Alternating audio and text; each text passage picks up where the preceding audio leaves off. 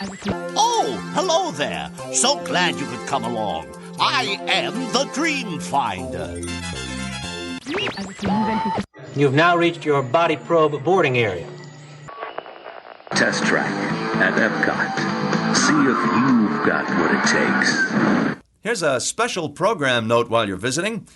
Out on the Seven Seas Lagoon, our exciting new water ski spectacular will be taking place throughout the day. Information and tickets are available right near the Magic Kingdom station. There's a great, big, beautiful tomorrow, just a dream away. WDW Radio, your information station. This week, I'm doing something I almost never do. I'm taking a piece of my Wednesday night live show and turning it into an episode. Because you've been asking me about something that we talked about on it a lot.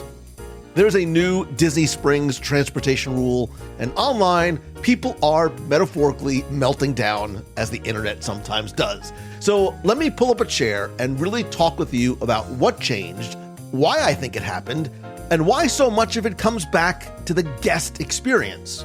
And here's why I wanted to bring this onto the podcast. Because what I share today isn't just about this one rule. I think it applies to many decisions Disney has made and will make, and I think once you see it through that lens, some other things might start to make more sense. Along the way, I'm also going to take us back to a place a lot of us miss, the Adventures Club and Pleasure Island, why I think that really closed. I'll also share my thoughts. I don't understand why people say honest before thoughts, because all of my thoughts are honest. I never understood qualifying it as if your other thoughts are not honest, but I digress. On the new Pirates of the Caribbean animatronic, why a place like Level 99 made me so happy, a little bit on choosing the good, and yes, a tease about what is coming from WDW Radio at D23, the ultimate Disney fan experience, in just a few weeks. Hello, my friend, and welcome to WDW Radio, your guide to the Disney parks and experiences around the world. I am Lou Mangello, and this is show number 872. Whether this is your first episode or you've been with me since the very beginning, welcome home, welcome back. This community has been together for more than 20 years, and wherever you are right now, in your car, out on your run, or sitting somewhere you probably should be doing something else, like work, I am really glad and grateful that you are here, because today's episode is one I've been looking forward to sharing with you all week. If you want to be part of the live show, please watch and chat every Wednesday, 7:30 p.m. Eastern on Facebook and YouTube, and sign up for my free weekly email newsletter so you don't miss a thing over at WDWRadio.com. And if you're starting to think about your next Disney trip, maybe if you're coming out to D23, reach out to my friends over at mousefantravel.com for completely free, expert, and more importantly, personalized vacation planning. They take care of all the details so you can just enjoy all of the magic. And don't forget, I want to hear from you, so come be part of the community and conversation over in the Clubhouse at www.radio.com/clubhouse. It is fun, friendly, family-friendly, and very welcoming. We are very drama-free, and I'd love to hear your thoughts on this week's show or anything you want to chat about. You can also connect and reach out to me on social. I am at Lou Mangello on Instagram, Facebook, and LinkedIn. But for now, sit back, relax, and enjoy this week's episode of the WDW Radio Show.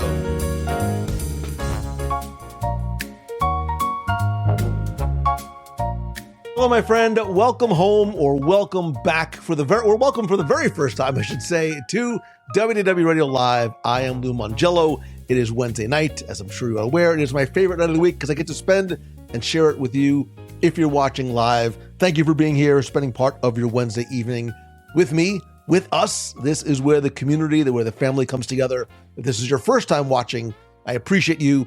Please let me know where you are watching from, and let's see, tell me how long ago and when and where you first found the show. But I see a lot of familiar names and faces already in the chat. Thank you so very much for being here again this week. So Lorraine Rosinio, how do I feel about the new boat bus rule at Disney Springs? All right, so this is what I was alluding to earlier. I have gotten a lot of questions about this from listeners, from friends, from I've got inquiries from TV and media and things like that. And I don't think I thought about talking about it on the podcast, but I like my podcast episodes to be as relatively evergreen as possible. So let me sort of share a little bit of my thoughts about this, and then I certainly open it up to you for discussion. Right out of the gate, right? And I think this is the thing that we have to keep in mind first and foremost. Disney's primary goals are always going to be to improve the guest experience. Like it is. It might not always seem that way, but it is to improve the guest experience. It's not about taking something away, right? Despite what some folks online may see. And I think there are always a lot of very logical business and operational reasons for the change. Let's first set the table and context. What is really happening? As of 2 days ago, June 28th, guests leaving Disney Springs on Disney Transportation, resort buses, or boat now must be staying at a Disney resort or have a valid dining experience reservation at a resort. It doesn't eliminate resort hopping, despite what I'm seeing online. It just changes who can use Disney Springs as the starting point. And here is what I think is some of the reasons why. And look, this is in no particular order, but yes, part of it is to eliminate that free parking loophole, because for years, people would go, they would park at Springs, take a bus to a resort, take the monorail, Skyliner, boat, whatever, to a park in order to avoid paying theme park parking. I get it. It's expensive, whatever. Social media made this hack very popular. And, Disney, I think, has been testing certain restrictions to try and address this behavior. And look, I get it. While some guests might just be interested in resort hopping, most guests, a lot of guests, are using Disney Springs as this sort of free park and ride parking, which is not what you're supposed to be doing, right? That is not what the transportation is there for. But I think beyond that, this is also about helping to preserve transportation for the people who are paying for it. And I think this, when you think about this, and look, I understand the personal frustration you might have, but Disney spends millions and millions of dollars every year operating one of the largest private transportation systems in the whole world. People who are staying at resorts, right? Resort guests are paying a premium for hotels that include that complimentary transportation as one of the core benefits.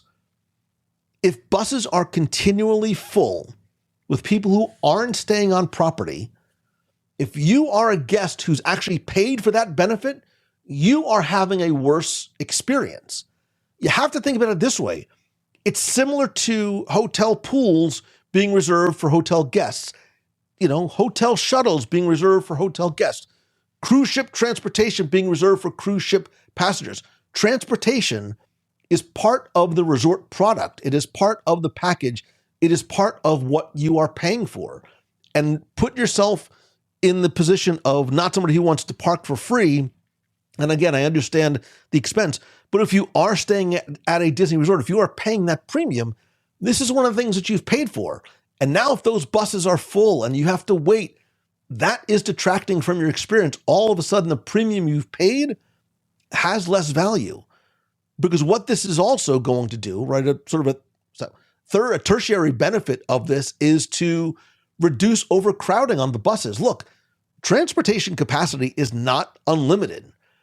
Every extra guest that is getting on a bus from Disney Springs for free means what? Longer lines, longer waits, more passengers that have to stand, more buses that are required, higher operational costs. Those last two, the additional buses and the higher operational costs, means what? It's cost Disney more, which means they have to make up for that cost. If you are a business owner, you have to think like a business owner.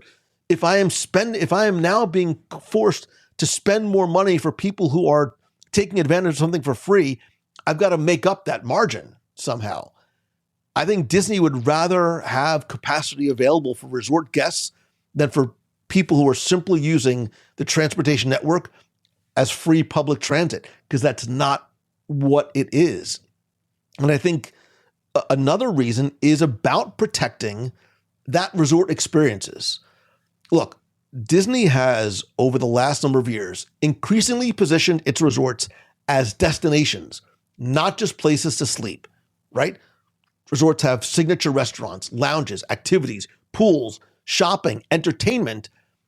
I think Disney wants those guests enjoying those amenities to be primarily, like, first and foremost, the hotel guests that are paying for those, right?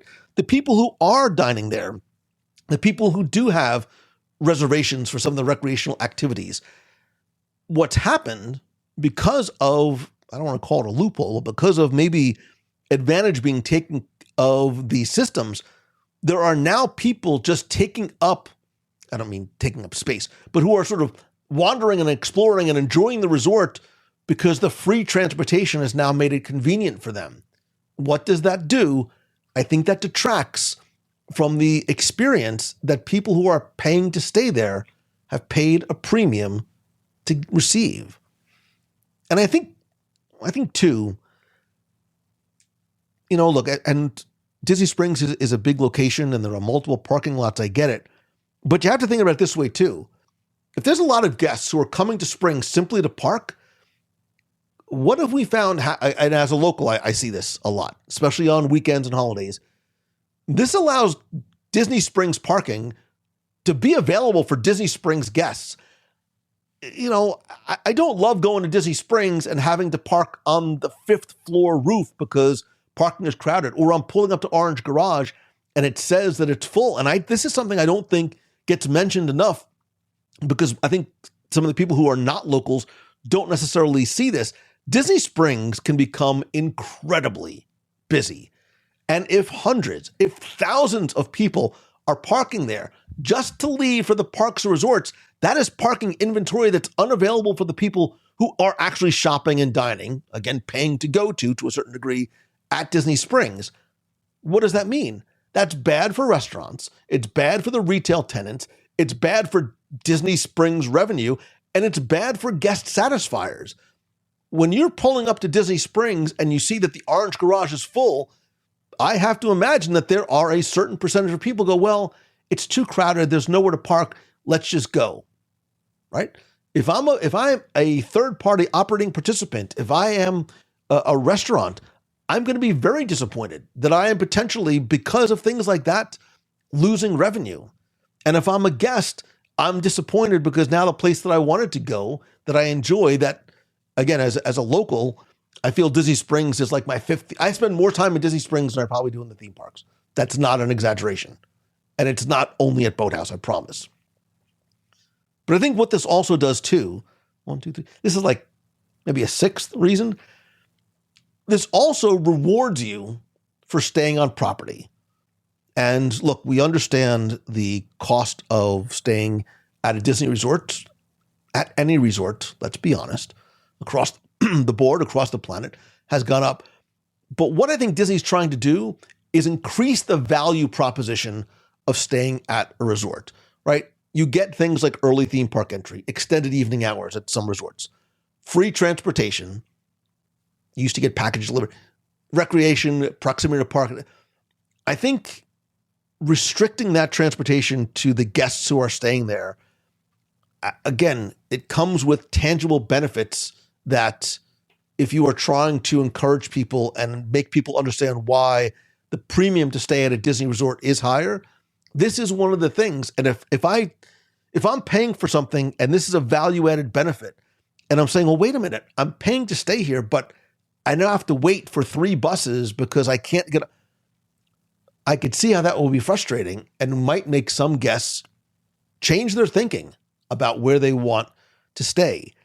And I also think we have to, and I think this is what gets lost in a lot of people. Look, I have been a business owner myself as well as my family. So I always try and look at things. Maybe this is a recovering attorney in me. I also try and look at things from both sides of the coin. And if I'm a business owner, this also helps to improve the operational predictability of the very complex, very expensive, very large transportation system. When Disney knows that a significant portion of its transportation demand comes from the resort guests.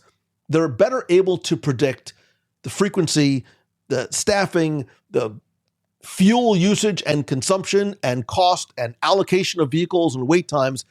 When you're able to do that, what happens? Your wait times go down. The buses are less crowded. You have a much better overall experience. And Disney, from an operational perspective, is able to, look, Disney's a numbers company. At the end of the day, like, it is about numbers and guest flow. And it's not just in the parks, it's in transportation as well. And when you start getting these spikes, which I have to imagine from a data perspective, that's what they look like, from thousands of guests who are off-site, it makes it a lot harder to manage and understand and predict, like, how many buses do we need? Well, if we know we've got this many guests staying at the resort, our little abacus tells us we're probably going to need this many buses this time of day, because, again, historically data, when now you have all these people coming into Disney Springs and filling up buses, that's got to throw those numbers off a little bit. So, and look, I think at the end of the day, too, this is not stopping resort hopping at all. And I get frustrated when I see these things on social, which I don't spend a lot of time much on anymore. It's a separate conversation for a separate day, but you can still visit the resorts. You can still dine. You can still shop. You can use the monorail. You can use the Skyliner. You can use the boats. Like, the free transportation systems are still there. All this is saying is you can't begin your journey for free at Disney Springs unless you have business at a resort. Disney is not saying do not visit our resorts. I wanted to scream at my screen when I see it is not what they're saying. All they're saying is don't use Disney Springs as your transportation hub. It's not sort of the loophole for free parking and free transportation. The complimentary transportation system that is there is designed primarily for those guests who are staying at Disney resorts and those guests who are visiting the resorts for dining and other experiences, right? If you're going to see a show, if you're going to do whatever. By doing this, and maybe I think Disney sort of needs to make this more, I think Disney sometimes has to explain the logic a little bit to people to help them understand. This change helps to ensure transportation availability for the guests who are staying there. It's going to improve the operational efficiency. It's going to reduce unnecessary congestion, right? Well, we have too many buses, we have too many people. And it's also going to preserve the parking and resources for guests who are visiting Disney Springs. I think that is reasonable, right? I think when you think about it that way, and that's no like spin, that's just like those facts are the actual facts. It's not a spin on anything, but I think this all comes from the way that we want to or have to or feel that we look at things. It's easy, I think, to get a very knee-jerk reaction. Look, Disney's taking away. It's not. I think they're trying to make things overall better for all guests. Yes, including and primarily the guests who are staying at the resort for the reason that I've just given. And look, I also understand, right, from the opposite side of the coin, this has been for a lot of people, an important hack for them and a money-saving hack for them. People don't like losing something that they've been able to do for years. Even if it wasn't the intended use, like you find this loophole, you find this hack, you take full advantage of it. When it gets recognized and taken away, certainly you get you get disappointed. I also understand, and this is why I wanted to sort of highlight, you can still take the monorail, you can still take the boat. Disney has long encouraged guests to explore the resort hotels because I think it does enhance your overall Walt Disney World experience. And maybe you're going to visit a hotel, go, wow, I've never been here before. We should stay here next time because I really love Riviera. I love Grand Floridian. Let's do something special and go to policy. The barrier now for spontaneous resort hopping for offsite visitors and locals is raised a little bit. So I understand the accessibility of it. All that being said, again, I understand it from a guest perspective. I understand it from a business perspective. And Lorraine, that was probably a way longer of an answer than you were hoping for or deserved. But I wanted to be as, thoughtful and complete about it as possible, because I've thought about this a lot since I saw it come out, and I've gotten, again, this question a lot from people. So there you go. Jim, I agree that Springs is the fifth gate. I never thought of hurting the Disney Springs shopping. Absolutely. There have been times I've driven by and I'm like, Orange Garage is closed. Lime must be like packed. I'm not going to, and I just drive by and I'm like, well, I'll just go eat somewhere else. And I go down to Palm Parkway or I'll go somewhere else. And Jim, I'm with you. I understand, money does not grow on trees. I mean, it does grow on trees. It's made out of paper, which comes from trees, which is made, but I'm like, wow, that's a lot of, if I want to go to Grand Floridian, I'm like, all right, we're going to park at Springs. We're going to go through security. We're going to go down. We're going to get to the bus. My time, there's a time value of money and a money value of time. For me, my time, I think, is sometimes more valuable than the cost of paying to park somewhere. But it's, Jim says, I've never had a problem. Look, the internet is, I don't know if you've seen, Jim, the internet is losing its collective marbles once again, and that's okay. I've said it before, I will say it again. If you want to make Disney fans lose their marbles, tell them that you are changing something. So, Kira says, they're good points, necessary points. I love traveling from Springs to other areas, but I also get it. It's about the guest experience, and everything impacts everything. It is a domino effect. That is a perfect way to put it. And I think, Kira, that's what sometimes gets lost on the guest who's like, look, they're taking something away. And that's not. Disney doesn't just get together on Monday morning meetings and go, okay, all right, a good weekend? You, Bob, Jim, Sally, what can we take away this week? I think they're just getting a little too happy. What can we take away? What do you want to take away? Transportation? No. I don't think, I could be very wrong.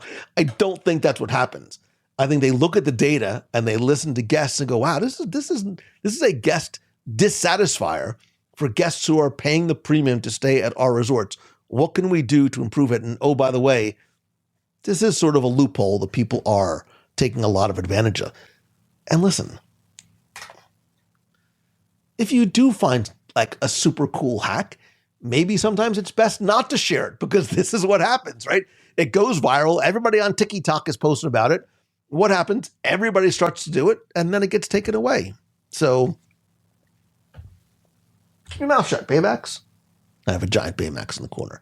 Anyway, Sue Pass Hour of MEI and Mouse Fan Travel Frame, and just an overall good person said, you said this perfectly. I'm glad they are trying to elevate the guest experience. And I think that's what I do. So I think that is primary motivation of trying to enhance the overall guest experience, including the people who are trying to use this bus system. I think what's most shocking is it's still free to park at Disney Springs. Kendall, it's a great point and something nobody talks about. I mean, I think if you start paying to park at Disney Springs, I think that will have a much greater impact, especially on the operating participants who are there. I don't imagine seeing that happen. Remember way back when Disney Springs was Pleasure Island and you used to have to pay to get in? Well, you kids are too young to remember that. But way back, it was right after fire was invented. It was fire and then electricity, and then you had to pay to go into Pleasure Island. Mannequin's Dance Palace, I will forever miss you, although Morimoto Asia, I love you equally as well. So, Allison says, I try to park in the grapefruit lot every time. Grapefruit is one. Grapefruit is is grapefruit the surface lot right by Cirque du Soleil, right? And I think strawberry and grapefruit next to each other. And then there's also lots across the street too. Grace Gorba, also of MEI, and it is a Mouse Fan Travel Party today. I agree, get it's getting back to one of those true benefits of staying on property. It is an efficient move. I get it. And if you are somebody who stays on property, I think you're going to see an immediate, like, this will be something that's going to immediately and positively impact your vacation. So, and I love all of the Kungaloosh references as well. Adventures Club, how I miss you so. So, let me catch up. Casey Cross, hello from Utah. Nice to see you as well. TJ says, let's take away skeletons and pirates. I am reserving judgment on pirates in Disneyland until I see it with my own eyes. Again, listen, I understand not everything is perfect. It's cool. And I also know that I'm going to choose a good guy, which I also, it helps me sleep better and feel happier. I am not, the people who are judging the Pirates of the Caribbean based on the videos they've seen, I just don't, look, I know fair is the thing you take your kids to. I will judge when I see it for myself, and I will determine what I think the impact of that effect looks like. So I am not going to lose my marbles. Iggy Torres says, I was there for Pleasure Island and all my years of going to Disney. I've never have parked there or just to go to a resort or park. I haven't either, but there must be a lot of people doing it. I've actually never taken a bus from Disney Springs, period. I mean, because I live here, right? I live here. I get it. But Paulette Gordon Denoto, I do remember New Year's Eve. I remember the DJ being up sort of in like the catwalk thing, and there was the West End stage, and they would count down to New Year's Eve, Mannequins Dance Palace, Rock and Roll Beach Club, Cats and Dogs. It was a good time. I did love me some Pleasure Island way back when. So, okay, Grapefruit is across the street by the Casper. I always get, so Strawberry I think Strawberry is the surface lot by Cirque. I don't usually park in the surface lots. So Karen says, I miss the Adventures Club too. My favorite hangout on Thursday nights. So Karen, and I'm not saying you specifically, but that was part of the problem. Part of the problem with the Adventures Club is it was free to get in. It was a favorite hangout of locals who would go in. They would sit down for hours, drink water, because there was no food, there was no merch, there was no cover, but you're still paying equity actors and performers and cast and crew and all the people backstage. And the place would fill up with locals who would sit there all night, watch all the shows, go in and out of the mask room and things like that. And so from a revenue perspective, I don't know this for fact, this is my assumption.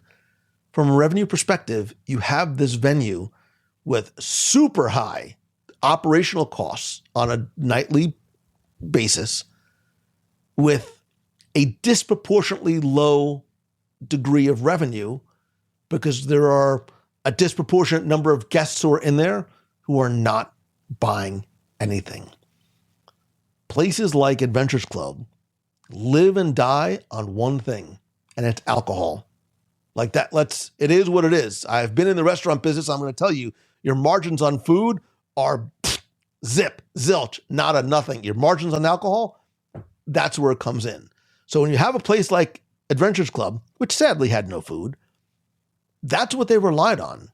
And if you have, let's be fair, we'll say 50% of your guests not drinking because they're just coming in to hang out, that does not make good math sense. And this is why some people get mad at me for this, and that's fine. I will put my face on the dartboard. You have to think about certain things from a business owner's perspective. You can't be like, well, Disney's got a lot of money. They should just that's not how you run a business. Like, it's okay. We'll just let this one part of our business just hemorrhage money. You don't do that. It was also not a guest satisfier, because if you were not local and you try and get into the Adventures Club, you couldn't. And you'd sometimes wait outside for hours because there was an operation, there was a capacity that you could only fit X number of people in that building at a certain time. And if locals and cast members who are off are just sitting there like all night to watch their friends and just sort of hang out.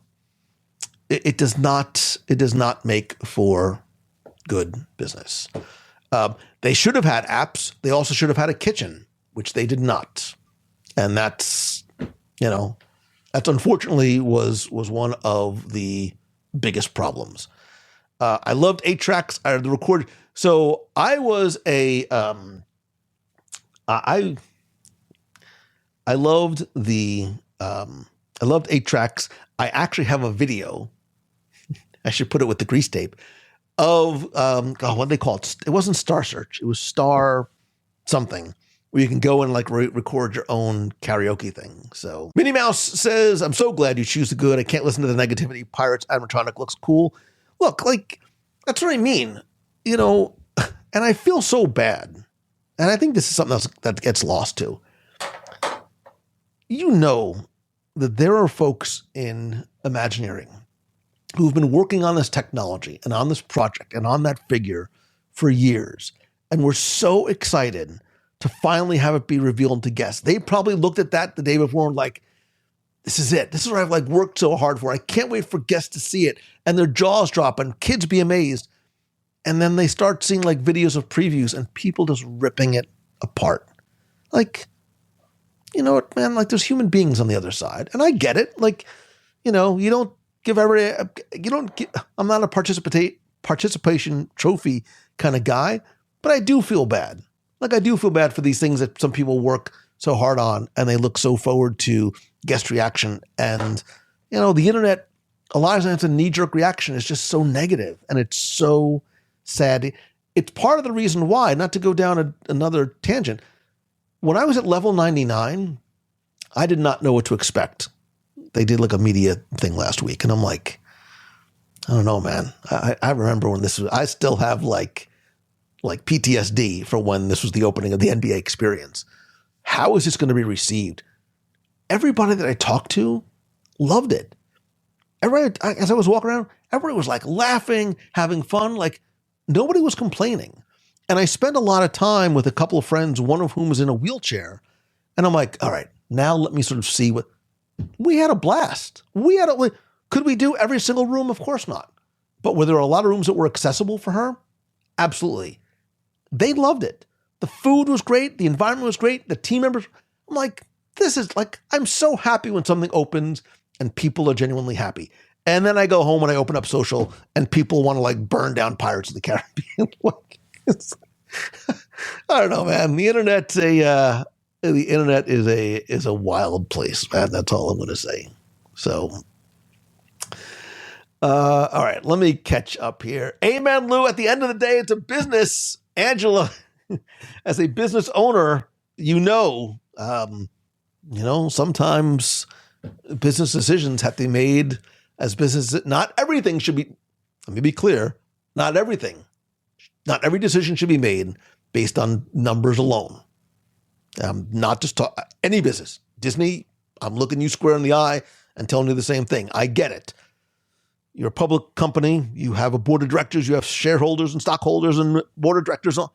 Not every business should be, and whether you're a mom and pop shop or Disney, not every decision should be based on money. And I know folks at Disney, and I can tell you that it's not. I will tell you flat out. I cannot give specifics. I can tell you there are specific examples where a bad business decision is sometimes a great business decision because it's not about the numbers on a sheet, but what the long-term benefit of that decision might be. It might not make sense. And I think, and even like when at Momentum and things like that, whether you're a solopreneur or not, sometimes you have to play the long game. It's not about the immediacy of a little win. It's the long-term benefit of a big win. It's not trying to get money out of a customer, consumer, client, whatever it is in the short term. Like Disney, you're trying to get not just a lifelong customer, but you're trying to build a community of evangelists. You don't want somebody just to come in once. You want somebody to come back over and over again. And more importantly, like Walt said, tell their friends about it. You have to sometimes think long-term, not short-term. Sometimes it makes I'll use myself as an example. I've in the past made decisions that might not make smart sense from a financial perspective if you look at it in a box, but when you play it out over a long term, I gave out so many Main Street USA audio CDs. I probably gave away just as many as I sold. Why? Well, because one, I was proud of it and I wanted people to have it. But I knew that if people listened to it and hopefully enjoyed it, that first one, that they would come back, that one, they would tell other people, and two, that they would come back and buy the rest. I think it worked. And I, just so you know, I only stopped doing the audio tours. And yes, I promise I'm going to update the podcast with the free podcast with the other ones. But just because, again, the spinning of way too many plates all at once. So is Level 9 on like Disney Quest?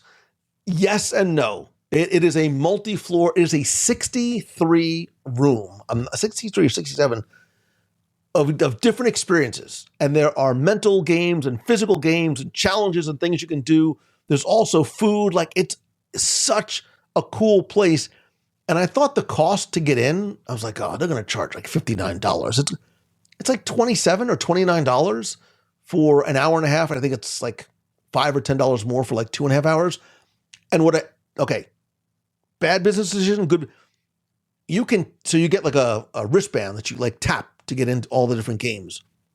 It also monitors your time and your score.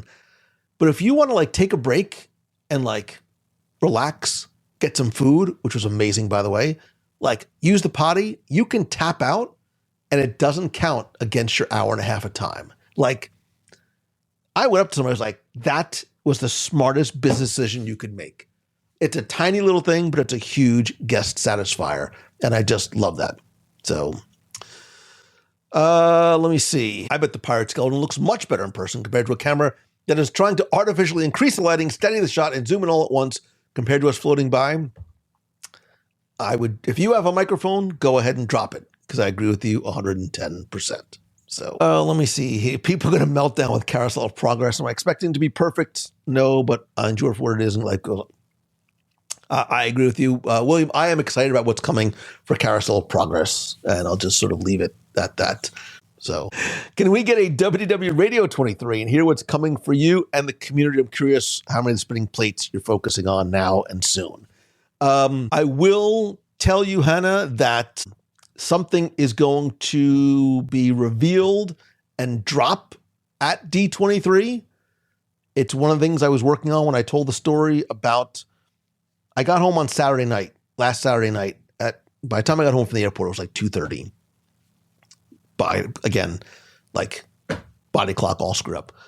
Got up the next day. I was like, all right, I'm going to get up early. I'm going to try and like force my body clock to like reset itself and get back on East Coast time. Was working, putting stuff away, doing all the stuff that you do when you come home from a long trip. And I was like, man, I got to, traveling is great. Catching up stinks. So I was like, all right, let me just like chill a little bit. I'm going to sit on my couch. I'm going to catch up on email and some work that I have to do, because I have there's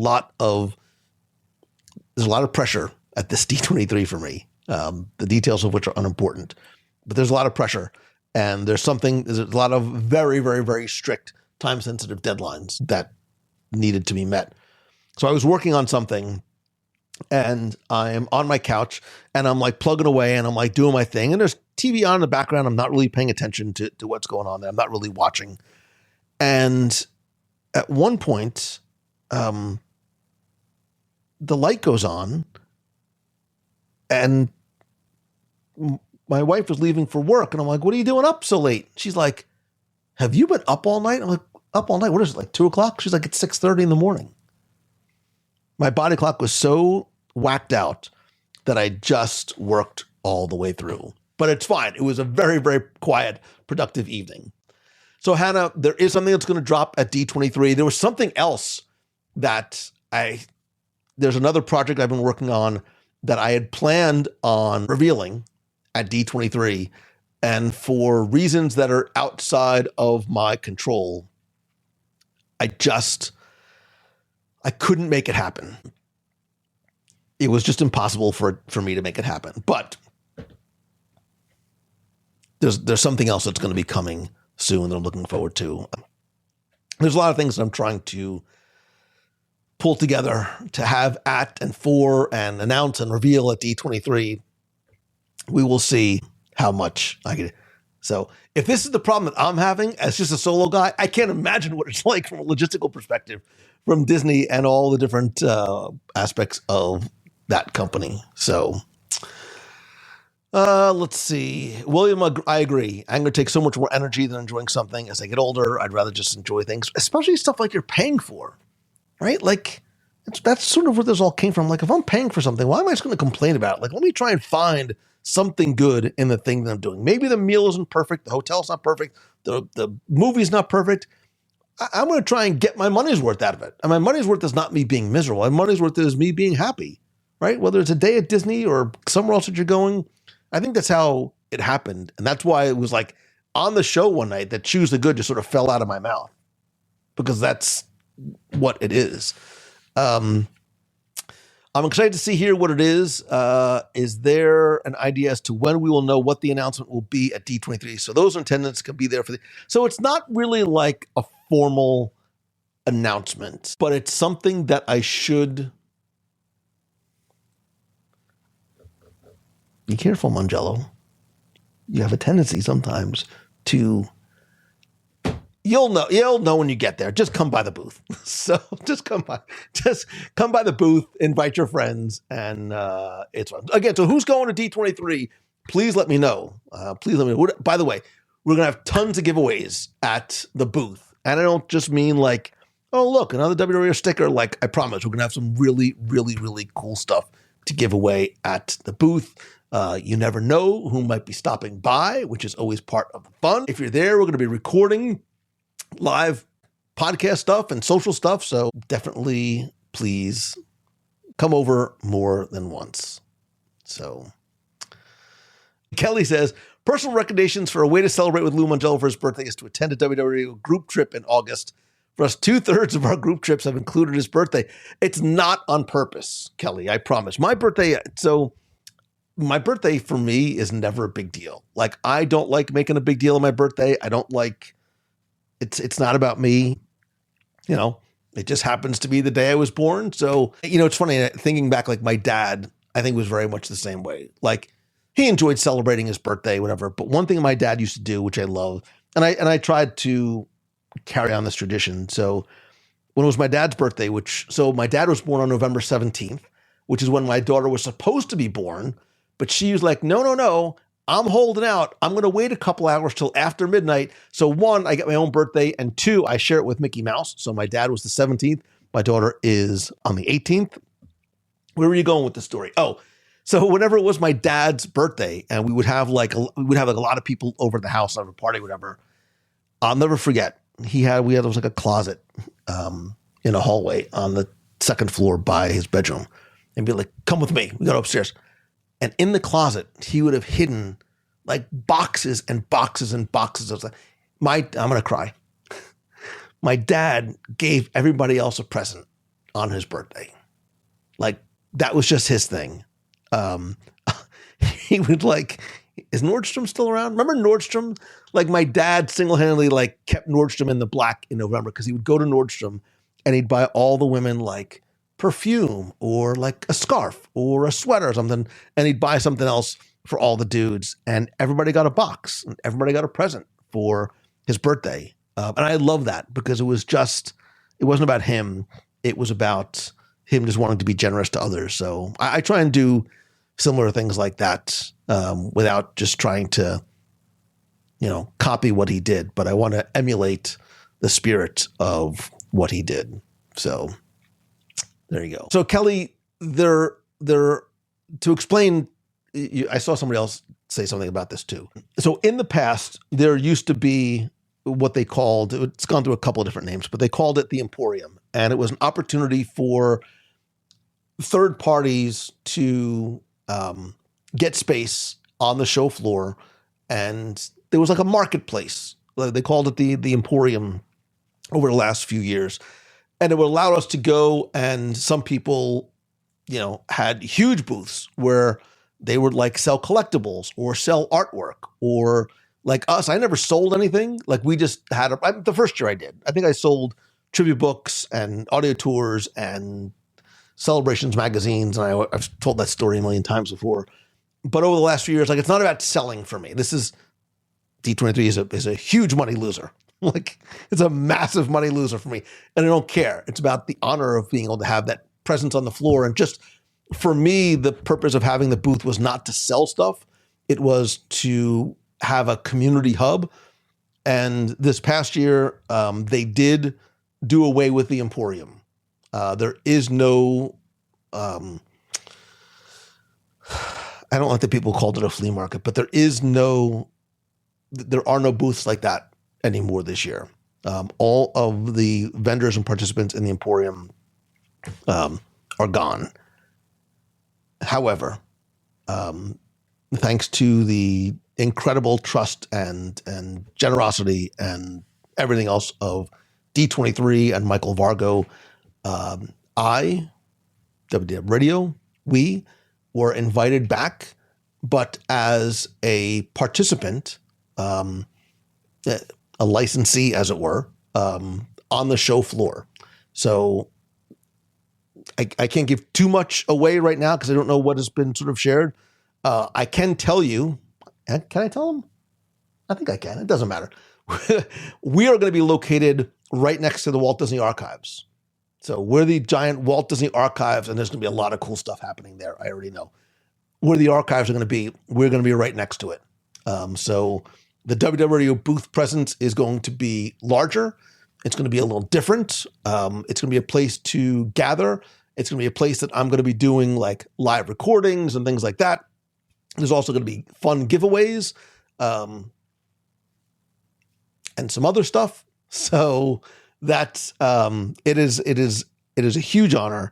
It is a huge responsibility. There's a lot of pressure this year. It's a whole different league that I'm playing in this year. So when I say that I came home and I've been under the gun, there's a lot of the plates that I'm spinning are bigger and heavier and more expensive than they were in the past because of what my responsibility now is and the privilege of being in that room with those other participants is huge. And I take it very, very, very, very seriously.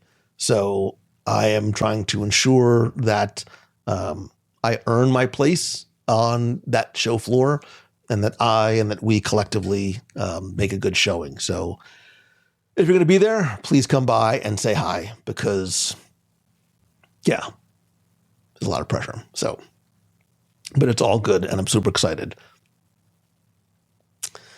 Your dad was a hobbit. If you don't know, they give rather than see. I was like, my dad was a big dude. I'm the hobbit, but now I understand what you mean. Dawn says, I'm excited for the cruise next May. Dawn, I cannot wait for our Alaska cruise next year. I have a couple of friends who've just been on Alaska cruises relatively recently, and I've seen their photos and videos. I'm talking to some friends from Cruise Line, and I cannot wait. We still do have room. We're also going to do something. We're going to have sort of a special optional post-cruise train trip that you can choose to participate in or not, but you can go to www.com/Alaska2027 and get a free, no obligation quote from my friends over mousefantravel.com. But yeah, so I cannot wait for Alaska. So you live up to your dad's legacy when giving him a birthday. It's a good way to remember him. Yeah, I miss my dad a lot, and hopefully he is looking down and proud at what I do and what we do. And I'm not practicing law. I mean, yeah, he was still alive when I stopped practicing law, and if it wasn't for him, I wouldn't be here. There you go. So with that, oh my God, has it been an hour already? Gosh, time flies when we're so much for me saying I was going to do a short show, but I think that is the perfect time. Just a couple of quick reminders. If you haven't checked out this week's show about the Et Hotel near Walt Disney World, please do so. And please do me a favor, share it with somebody who might enjoy it. I think them would enjoy it. And I'd love to hear from you. Either call the voicemail, comment in the clubhouse, let me know what you think. And I'm going to post this in the clubhouse, but if you have not ever left a rating and review for the show over at Apple Podcasts or Spotify, and you can also leave comments over in Spotify. You can leave comments every week, which are very, very, very helpful. Wink, wink, nudge, nudge. Comments in Spotify help. Again, trying to sort of grow awareness for not just the show, but our community and family. Please do me a favor, leave a review over in Apple or Spotify. It's easy to get there. Just go to wdwradio.com/Apple or wdwradio.com/Spotify. Open up either or both of the apps and go and leave a review. I really, really, really appreciate it. A couple of last thoughts and reminders. Well, it doesn't really matter. The only thing I'll tell you is I am more excited than ever for this year's Momentum Weekend Workshop in Walt Disney World. I've revealed the list of speakers. I'm going to have full sessions coming soon. I will tell you that our lead-off keynote speaker is going to be Michael Collier. I've known him for a long, long time. I interviewed him on the show eons ago. He was a Walt Disney World ambassador, very smart, very nice guy, and really sort of understands not just the Disney experience, but about leaving that behind and then pursuing something and building a business from scratch, because that's what Momentum is all about, is finding that thing that you love and turning it into the thing that you do. 4 days, one room, 50 people. You do the work in the room. You leave with a 250-page workbook and a lot of friends and great relationships. And I promise you will leave in a different place than you were when you walked in. If you have any questions, just email me. I'll be happy to talk through it with you. We are more than halfway sold out. The event sells out every year. So if you're at all interested, go to LouMongello.com/momentum. The early bird special, I think, ends. It might end next week. I have to look and see. Go and check it out and let me know. And by the way, it takes place in Walt Disney World during the Food and Wine Festival. It's not by accident. I think that's it. Listen, no matter where you are, no matter what you do, but especially if you are here in the States or if you are celebrating overseas somewhere, happy 4th of July, happy Independence Day, 250 years America. Listen, warts and all, you've never looked better. And hopefully this year, as we celebrate, such an important day in our country's history, we remember that we are supposed to be a united States of America. And no matter what you do, no matter what you believe, no matter who you are, it's all about coming together. We are one people, we are one nation, we are one sense of humanity, and that's all I want. That's all I want for my birthday, right? It's just to see more people choosing the good and being united as just a race of humanity and being good to one another. And the best way to do that is by setting an example for others by your words and by your actions. I love you. Gosh, I gotta try to make that heart thing happen. Whatever. There you go.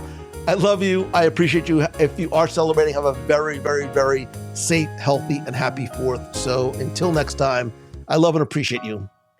Bye.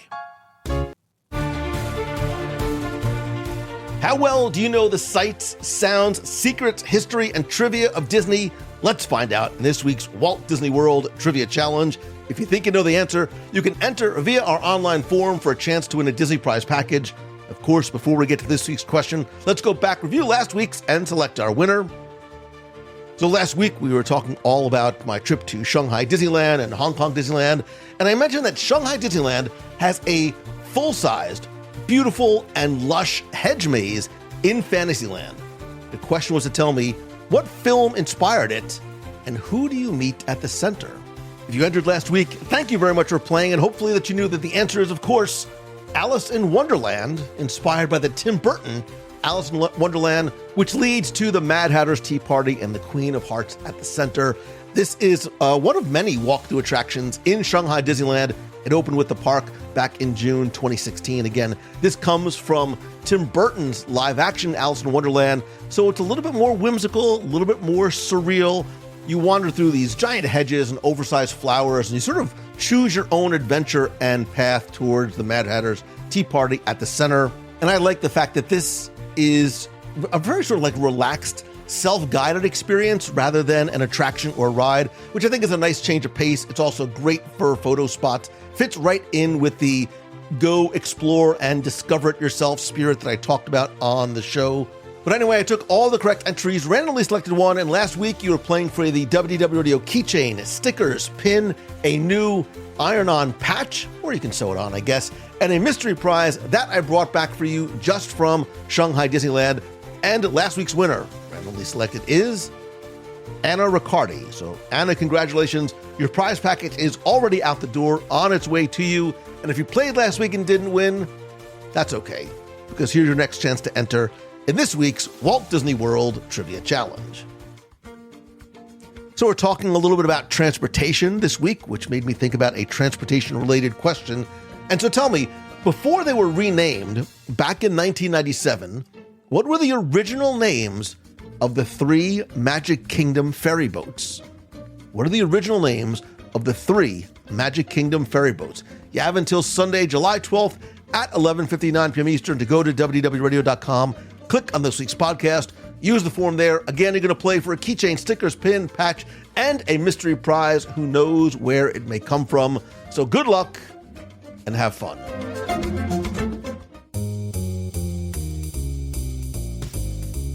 That's going to do it for this week's show. Thank you once again for being here. I know how valuable your time is, and the fact that you spend some of it here with me, with us, means more than you know, so thank you. If something in this episode made you smile, made you think, or maybe even see something a little bit differently, please do me a favor, share it with somebody who you think might enjoy it. That's how our family and community grows, one person, one friend at a time. Of course, I want to hear from you. Like I said, come over to the clubhouse, be part of the conversation and community. Join us for the live show this and every Wednesday at 7:30 p.m. Eastern. It's a great way for you to be heard, start a conversation, ask a question, whatever it might be. And something I want to quickly mention one more time, I think I mentioned it during the live show, because this really started from a way for me to try and help you and repay you for the gift that you have given me. Because if you have an idea, if you're trying to build a business or a brand, or if you have a podcast, whatever it might be, something that you're building around, something that you love, Momentum Weekend Workshop is my 4-day, one-room, 50-person weekend workshop for creators and solopreneurs and entrepreneurs, held right here in Walt Disney World during the Food and Wine Festival in October. Again, it's intentionally intimate, 50 seats, so you don't miss a session, and the focus stays on you, your business, your brand, your questions, your challenges. You leave with not just a real custom plan for you, but you actually leave with the momentum to use it. We are more than halfway sold out. Early bird pricing ends soon, and you get a 200-plus page workbook that you're not only going to do the work in the room, that you can continue to do the work to learn, make progress, and build your momentum long after the event is over. So if you've been on the fence, this is your nudge. If you have any questions, if not sure if momentum is right for you, reach out, email me, lou@wdwradio.com. Otherwise, visit loumongello.com/momentum. And as always, my friend, and you are my friend, whether we have met yet or not, if you're planning to come to Momentum or visit Walt Disney World or any other destination on the planet, please go visit my friends over at mousefantravel.com. Thank you once again for not just listening, but your friendship and your love and your support. None of this happens without you. So be kind, choose the good, have an amazing day and even better tomorrow. I love and appreciate you. So until next time, see ya.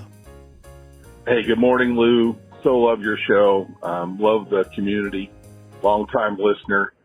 And longtime Disney fan like you. Growing up as a boy, it was our vacation. We were able to go 3 times, and then I did college program and cast membership for a while, and love it.